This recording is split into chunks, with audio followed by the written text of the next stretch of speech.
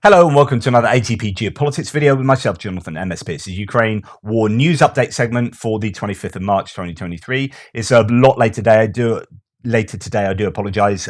Saturday, family stuff, football, and all that kind of carry on.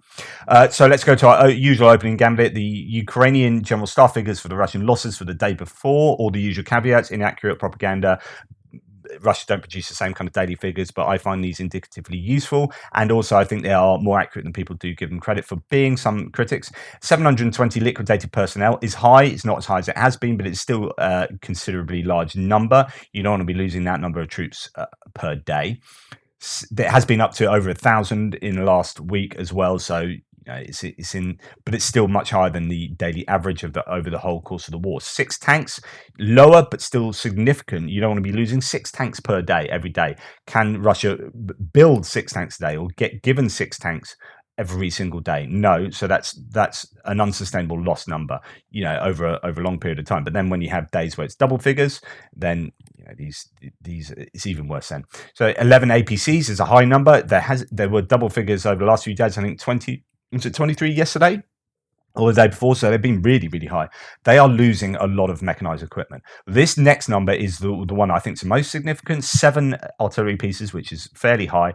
I've claimed that the Ukrainians are making a definite, explicit attempt to take out artillery with their counter battery artillery fire and other things like drone munitions.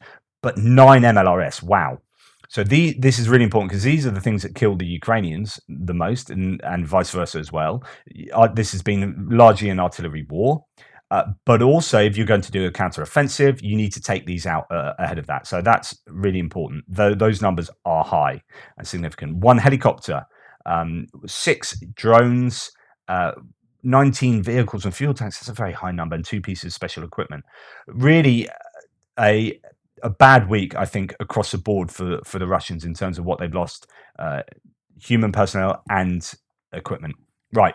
Sumi has been hit. Sumi is to the north of Ukraine, northwest of Kharkiv and northeast of Kyiv. And that has been hit. I said a couple of nights ago, there were 10 aircraft, I think, that released a load of munitions against Sumi. Well, we're going to hear a little bit about that. And then last night, again, it was hit by 80 Grad rocket attacks and 20 barrel artillery attacks as well, killing a policeman and a civilian. 9 others were injured. Quite a lot of devastation there. There's a lot of footage of this particular town, Bilapil or Bilapilia, being taken out. So here we have, again, more geolocation showing you, the damage that's been done to that town. Now, also, we have a claim from 2 nights ago that they were using their analog of the JDAM ER. So JDAMs are the kits that you can attach to dumb munitions the Americans are providing for the Ukrainians, possibly even used them already, the Ukrainians. There are various claims. And they give these substantial bombs a greater range by being able to glide, and also there's some guidance on board as well. So it's giving dumb munitions much greater potential to do precise damage. But it appears that the Russians are using their versions of these as well. In fact, the Defense Express back on March the 13th produced this piece talking about the one that dropped in Donetsk, or a couple that have dropped, actually. I think one that is sticking out the ground and another that ploughed its way and didn't explode. These are a Russian bomb, the Fab 500 M62, that they appear to be using, and there are claims that these were used, 11 of these possibly were dropped on Sumi 2 nights ago. But as well as that, it's obviously just usual kind of attacks. Here it says the Russians dropped dozens of bombs on Belapilia. There is still no exact data on all of the damage to the town or city, as they call anywhere with houses. Right, going to go to this. This is an incredible bit of footage. You can find it variously online on all the socials. This one's on Defmon's Twitter feed, but as I say, you can find it in lots of places. It's a 9-minute video giving you a Russian attack on a tiny trench, right? And the Russian attack involves about 15 maybe troops here along this tree line, and then another 5 or so troops down here trying to flank it. And why I'm telling you this in the news, I mean, first of all, just go and watch this. It's just one of these things that's compulsive viewing, and it's almost like watching a computer game, but these are human lives. What's interesting, these guys have small arms fire and ATGMs or RPGs, similar kind of shoulder mounted things to attack the trench that they fire a couple off. Now, why am I including this in the news? Because what happens is the Ukrainians actually take these guys out with artillery fire. It appears that they take them all out, so there's only just a couple of injured people remaining at the end. Why that's significant is because there's max 20 people here of the Russians, probably only a maximum of maybe 3 people in the trench. It's quite incredible. Now, the Russians were all taken out effectively, and they were taken out with maybe 20 to 30 pieces of artillery.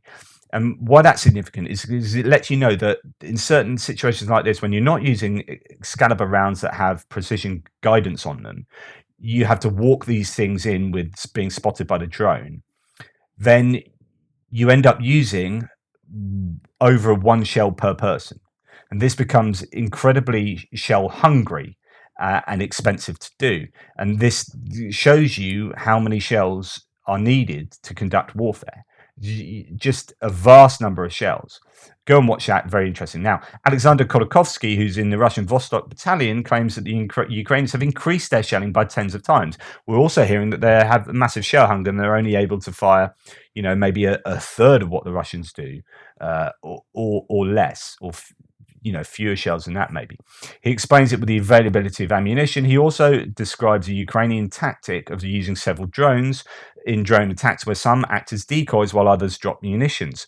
So if you have like maybe 5 drones in the sky and maybe only 2 of them have IEDs on them, you end up shooting at ones that aren't actually a threat, and it allows the ones that are a threat to get through. I guess it's how it's used. Now, we heard that the cardboard drones the Australians are producing and providing yesterday, one of the things that they were claimed to be used for were decoys.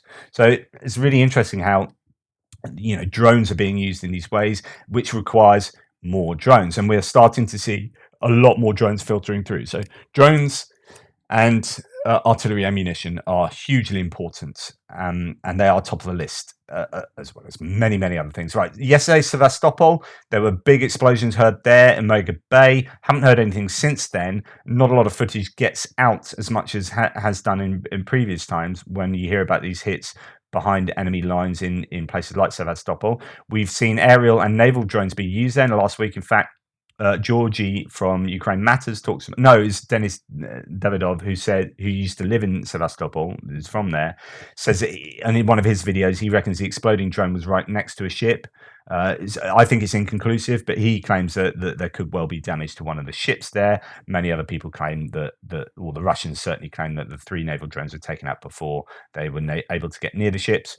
And the last thing on the kind of hits and losses is a large fire has broken out just this morning, I think today, in the financial center of Moscow. I mean, this is again significant. This kind of stuff is happening all the time. That's not good news for the Russians, of course. Right, okay, let's now move on to the sort of odds and sods and military tactics and whatnot.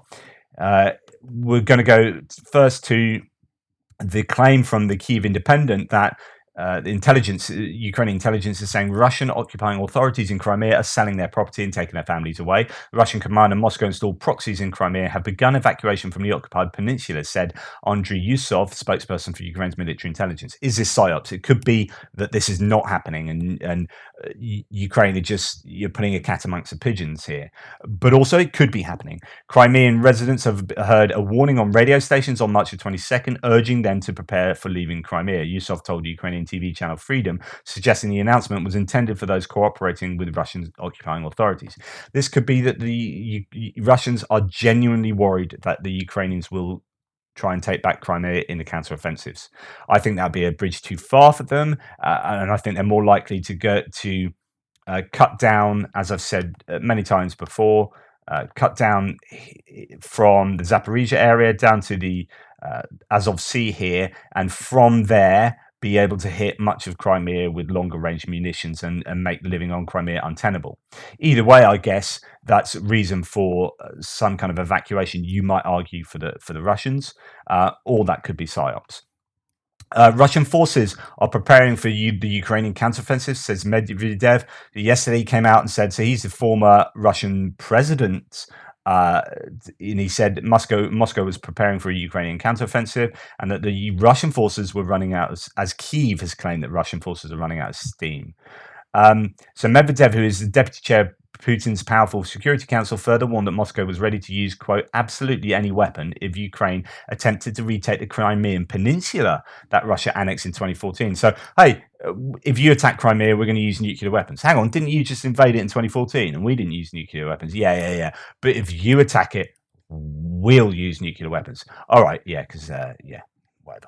Medvedev's latest apparent threat to use nuclear weapons came amid growing acknowledgement in Moscow that its forces may soon find themselves on a defensive in Ukraine as its winter offensive appears to be slowing down. Lots of talk about that. Go and check out Anders Puck Nielsen's video on Bakhmut, where he actually concludes that it has been worth holding on to Bakhmut, that the attrition there has been worth it, and it keeps the intensity going whilst the Ukrainians are on a defensive, which works in their favor.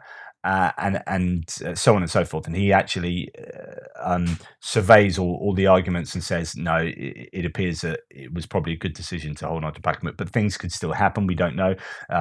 Check out my frontline update that will be coming later. Ukraine have lost a bit more land in Bakhmut, as according to some of the pro-Russian mappers. Okay.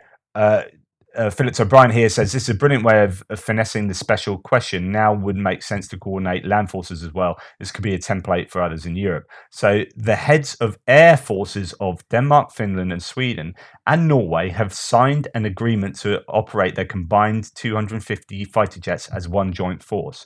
Now, there was when Brexit was happening, loads of leavers or Brexiteers were arguing. One of the arguments was, "Oh, we don't want a European army." And I was like, really? I mean, we've got NATO and we've got the UN. So what's the difference? I don't really understand that that's a problem. But anyway, it appears that there are now countries that are getting together, and there's now talk about, or Phillips O'Brien goes on to talk about, it'd be interesting to see if their naval fleets combine. And that's really interesting. And just like any kind of trading bloc, you get economies of scale, things become cheaper, you become more effective, so on and so forth, rather than operating 4 distinct fleets that will probably end up working together anyway. If you're talking about they're all being in NATO, then if one country's attacked, they're all attacked, so they all end up being pulled together anyway.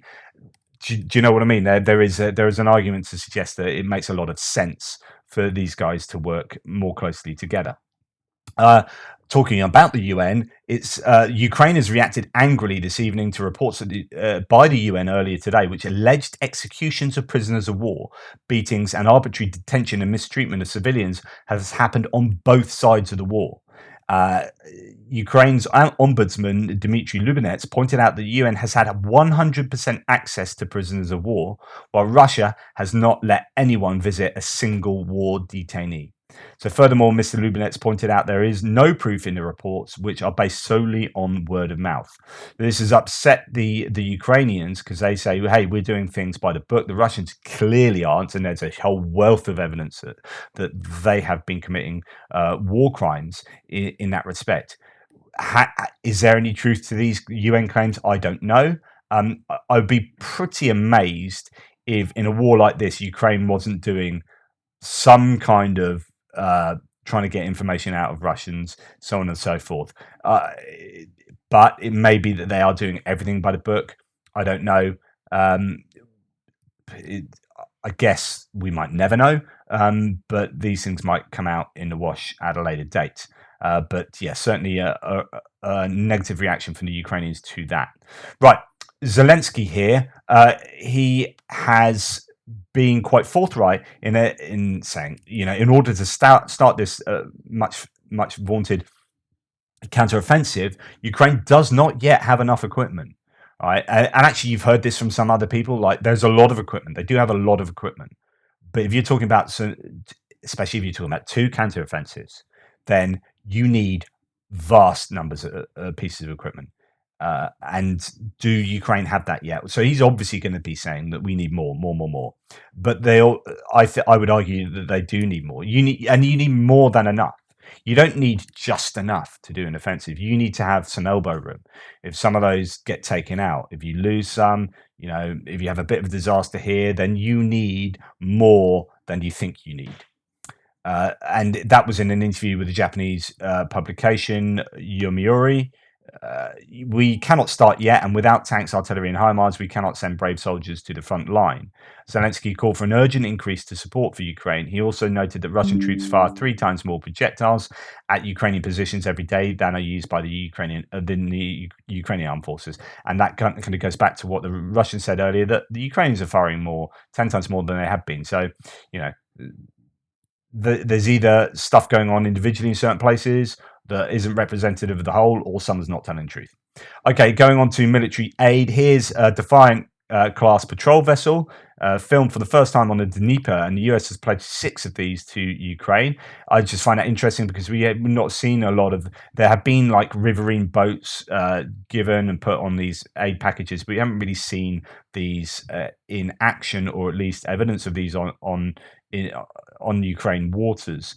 But I thought it'd be interesting to include that. Germany delivers DAX vehicles, machine guns to Ukraine. So the German government reported on March 24th it's handed Ukraine 3 engineering vehicles, these DAX vehicles, for the first time, as well as additional MG3 machine guns and drone protection systems. So it's a bit of an extra package from Germany that has been really welcomed by the Ukrainians.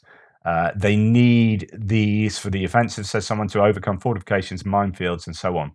So these things are very important for the coming offensive. You've started to see, and I said this yesterday, a real uptick in the number of engineering vehicles that Ukraine are being given. Right, this is significant. So Sweden appears to be sending another $519 million military assistance package to Ukraine. This is a new one, by all accounts. Now, it includes the same sort of things they sent before, which are tanks, artillery pieces, Archer artillery systems, one of the best in the world, and Robot 97, not 100% sure what that is, ammunition, and so on and so forth. This is huge, and coming just at the right times when Zelensky's been asking for more stuff for the coming offensive. Sweden coming up with the goods there. So fantastic stuff. Folks have discussed how fast Ukrainians are learning to operate Patriots. A smart young Ukrainian officer who now helps to set up a new brigade recently returned from NATO training abroad.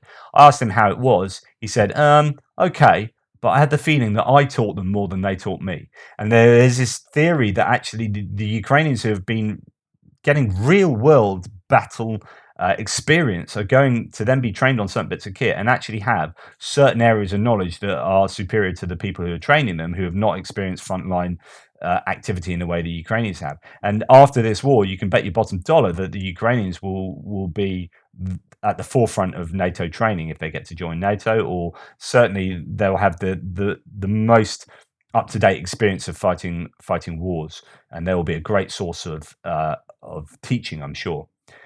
Ukrainian soldiers in eastern Poland conducting combined arms training with US equipment that includes, but is not limited to, M113 APCs, gun-mounted Humvees, and Bradley M2 fighting vehicles. This is an interesting. Oh, shut up! This is an interesting bit of footage again, because you just think, wow, there really are lots of pieces of kit. The question for me is, are these all bits of kit that are going to be sent to Ukraine, or are these ones that they are training on in Poland and Germany, but they will stay in Poland and Germany because these are the training pieces of kit they already have? Because if you're pro-Ukrainian, you get excited looking at this, thinking that's fantastic. They are going to get all this is just going to go to Ukraine and get used on the front line. But I don't know 100% whether it all will be. I'd imagine probably if you've got M113s in there, I don't know that the Poland will be training on those older vehicles. My guess is they probably are going to go to Ukraine, but I can't say for sure. Hey, what do I know? Dozens of Ukrainian soldiers have trained in Castrillo del Val in Spain as part of the 4-week training provided by Spain's armed forces on how to build trenches and bridges before heading back to the war in their country. So I talked about these kind of specific bits of training that are really, really useful. But of course, you also need to combine this kind of training with combined arms initiatives like we saw and maneuvers like we saw happening in Poland. So anyway, fantastic, really good stuff, and it's great to see such widespread support for the Ukrainian armed forces in so many different ways. Instead of spending months on unnecessary paper and bureaucratic work, we will have accelerated admission of drones to operation, their purchase and delivery to the front, said Deputy Minister Mikhailo Fedorov, Prime Minister. Now, I've been serializing a Euromaidan article by Lieutenant Colonel Glenn Grant that is giving all the criticisms of what's not being done well enough in the Ukrainian army, and it's really great because after the last few over the last few days, we've seen really obvious moves that have they've seen really big moves that seem obviously an answer to those criticisms. Now, he is working with the Ukrainians, so he's writing an article and saying these are the problems of the Ukrainian army. Then they are going to be paying attention to that because he's working with them. So what we've seen last 2 days, we've had Ukroboronprom, who is their defense manufacturer, has now been refitted, if you like, and turned, or the news is going to be turned into a much more of a reactive corporate entity that should be able to provide Ukraine more of what it needs on a timely basis, because it's not some kind of staid, monopolistic, bureaucratic organization. So that's one thing. And here, another one that I talked about yesterday in my extra was the criticism about drones, about paperwork for drones, and there was a 4-week delay because someone hadn't signed paperwork, so these drones couldn't get to the front line. And this is like, instead of spending months on unnecessary paper and bureaucratic work, we'll have accelerated admission of drones to operation, their purchase and delivery to the front. So it's exactly the answer to the criticism that I was talking about yesterday. Fantastic. And we're just seeing lots of this at the moment. So this is a real desire to get the armed forces up to their modern potential, and to kind of give up hanging on to these old Soviet doctrines and Soviet cultures. Right, so that's fantastic news. Moving on, as of now, 19 member states of the EU and Norway have already joined a project that would involve in the joint production of 155 caliber ammunition, which is extremely necessary for Ukraine, said the Minister of Foreign Affairs, Kuleba. So there's been a lot of talk about this over the last few days. I've been talking about this, but it seems like there is this really strong intention to get that artillery ammunition to the Ukrainians. And they're putting things in place. Now, interestingly, no surprise that Hungary has joined the EU's effort to deliver artillery ammo to Ukraine. Hungary's defense industry has been doing extra shifts to produce ammo, parts, and weapons for Ukraine. This is really important to note. Orban doesn't just allow for it to be delivered directly or being identifiable as Hungarian. So this is kind of talking out both sides of your mouth here, which is Orban says, no, we're not going to let you, we won't arrest Putin if he comes here for the ICC. No, we're going to veto this. We're going to do this. But in the meanwhile, his defense industries are pumping out ammunition that they're selling through third parties to Ukraine. Would be the claim that's being made here. Stronger Together, 23 countries have joined EDA's collaborative procurement of ammunition project. 5 more states have joined since Monday. So the one that I said there, 19, seems to be 23 now. Italy, Hungary, Spain, Lithuania, and Poland on board. Fantastic. Okay, moving on. More from good old Gherkin here. Well, he's not good old, he's a horrible human being and is indeed a convicted war criminal. However, he's also quite an accurate critic of Putin and the Russian army, I guess. So he has stated Ukraine has already received more than 100 Leopard tanks that have not been officially announced, says secret agent Gherkin. Fascinating. Is that true? I don't know. He's claiming it. Is this disinformation? Is this psyops, or have actually Ukraine been provided with 100 Leopard tanks that haven't been announced in public? So there's been the Russians may be lulled into thinking, well, they don't have enough to do a proper counteroffensive, and Igor Gherkin's like, well, they got 100 they haven't told anyone about. So suddenly they're on the front lines, and you're like, oh dear, we're getting punch in the nose.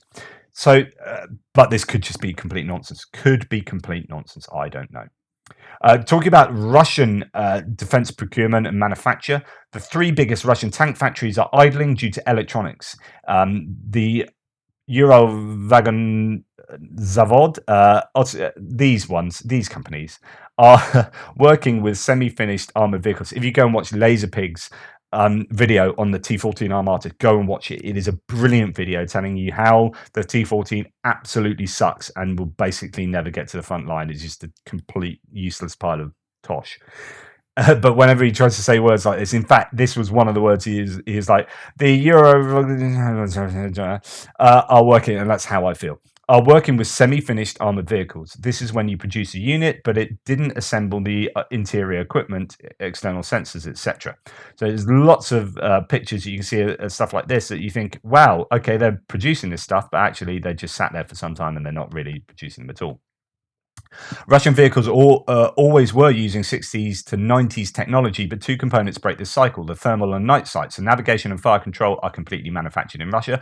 A detail: the 2E36 and the 2E52 stabilizers for the BMP-2 and BMP-3 are made in Ukraine by Petrovsky Kyiv. The fire control systems, the Russian holding, another company there, has around 20 companies developing high-precision components as fire control sensors, etc. The Novosibirsk instrument making plant, RFAS, and Vologda Optical are also manufacturing fire control systems. I don't think they miss components there. The navigator system and other equipments are rudimentaries, but the Russians know how to use them very well. Below images from the BMP-3 are without modern equipment. The problem, what is the problem? The Russians don't manufacture these equipments anymore and miss components to manufacture new ones.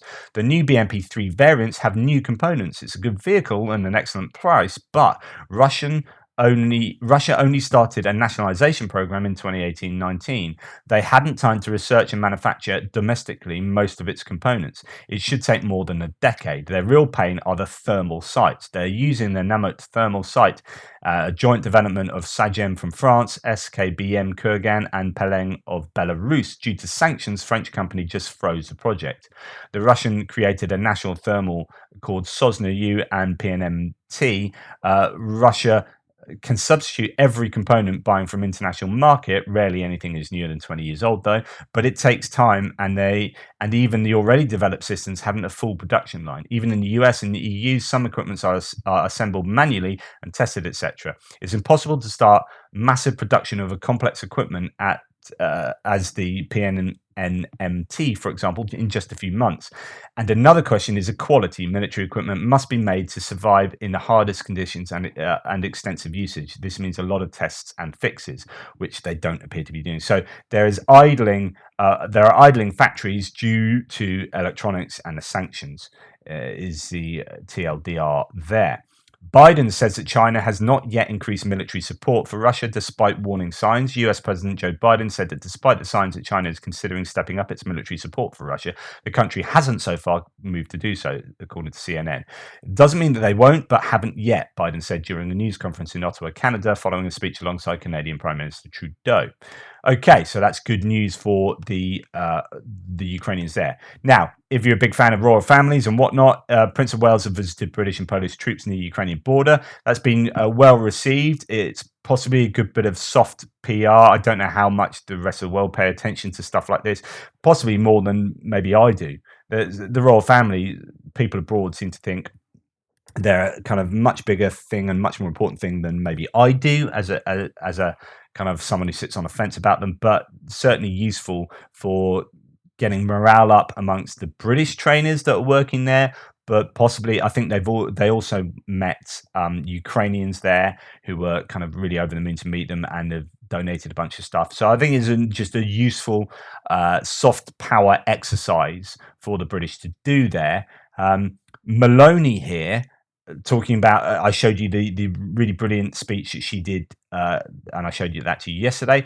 She has blocked the sale of an Italian company, Tecnologia Intelligente, to Nebius, which has links to the Russian Federation. Nebius is financed by Yandex, which is like Russia's answer to Google, and also a Russian state company. So, you know, there are moves for the Russians to get their fingers in international pies, and it's good that Maloney there has stopped that from happening in Italy. So Armenian courts has rules that they must abide by the ICC, International Criminal Court, and then that they can arrest Putin on Armenian territory. That's fascinating because Armenia is obviously, very close to Russia. Putin visits those kind of countries on a regular basis. You've got the CSTO and other organizations that are working to keep that Russian control in the area, but they've announced that they can arrest Putin, which is, you'd imagine that'd be pretty controversial. Austria has also announced that they must execute the International Criminal Court's arrest warrants. So Austria would arrest Putin. However, South Africa, who are part of BRICS, Brazil, Russia, India, China, South Africa, Bloomberg has said that it's unlikely that they will arrest Putin if he arrives for the BRICS conference, which he is due to do later this year. So he is due to go to South Africa. This is a real dilemma for South Africa. It means that the government will be breaking its pledge to fulfill the Rome Charter it's signed up to and define the International Criminal Court order to detain a suspected war criminal. Now, the question is, so what? Like, as in, what are the ramifications of that? And there might be no really major ramifications to this other than, they are isolating themselves from the rest of the world, South Africa, and really picking their sides there. I don't know. I'd have to look into the finer details of the ramifications of not fulfilling an arrest warrant. This is Georgia now, so I can't wait for this to happen. So Georgia can't wait for this to happen. South Caucasus will breathe a sigh of release once this enmity is put aside. And can anyone guess who will be the main loser? Russia. Moscow's inept divide and conquer game will come to an embarrassing end. So this is the news that Armenia and Azerbaijan, who are having quite a few troubles on their borders with each other, and it will be there will be a peace treaty between them based on the joint official statements adopted at the highest level. There won't be a new escalation. The international community must strongly support this narrative. Very interesting. It could go either way, right? A war like that could play into Ukraine's hands because it diverts attention away from Ukraine, and Russia are kind of in the middle of that as peacekeepers. But on the other hand, you don't want another war, and wars are terrible. So it's great news that they would sue for peace. How how this plays into Moscow's geopolitical stance is interesting. Whether it's beneficial for Moscow in the long run to have division in these areas, so that they are the saviors who come along and sort everything out, and that allows them to maintain a position of power in the area. I don't know. Too much to talk about there. Russia's war in Ukraine has sparked a historic food crisis. It's not over. Quote, grain is once again leaving Ukrainian ports. The price of fertilizer is falling sharply. Billions of dollars in aid has been mobilized. So lots of things have been done to help the food crisis and the grain crisis. And that has been largely successful, but there's still a lot of work to be done. It's it's a tough one, that. And the Spanish government, in this kind of context, will allocate an additional 14.5 million euros to Ukraine to continue the development of the Global Food Security Program, which was announced last September by the Prime Minister of the country, Pedro Sanchez. So there you go. That's today's news. Goodness me, I've kept it to shorter than it was yesterday. Yay! That's what's been going on the front. Probably lots of other stuff to tell you as well. Check out my Frontline update that come out at some point today. Really appreciate all your support. Please like, subscribe, and share. And thanks so much for the incredibly thorough and interesting comments that you put in the threads below my videos. They really are some of the best I've seen on YouTube threads, and I'm honoured that you would deem my threads to be worthy of that. So thank you. Take care.